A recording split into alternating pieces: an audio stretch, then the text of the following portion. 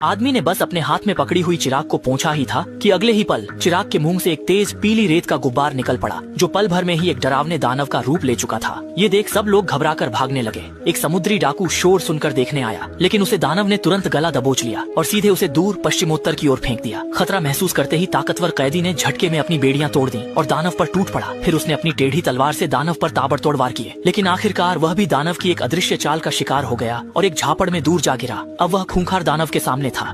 नौकर डर के मारे कांप रहा था। वह दुआ कर सका कि दानव जहां से आया है वहीं लौट जाए। उसकी बात असर कर गई। अगले ही पल दानव चिराग में चला गया। नौकर को समझ आ गया कि उसने जो चुराया था वह जादुई चिराग था। जादुई चिराग मालिक की 3 इच्छाएं पूरी कर सकता है, पर वह अपनी इच्छा मांगने से पहले ही डाकू ने गर्दन पर तलवार रख चिराग जब्त कर लिया। कुछ देर बाद डाकुओं का जहाज किनारे लगा। तीनों को गुलाम बाजार ले जाया गया, जहाँ वे बिकने के लिए खड़े कर दिए गए। एक बूढ़ा, एक अंधा और एक चोर। इन्हें कौन खरीदेगा?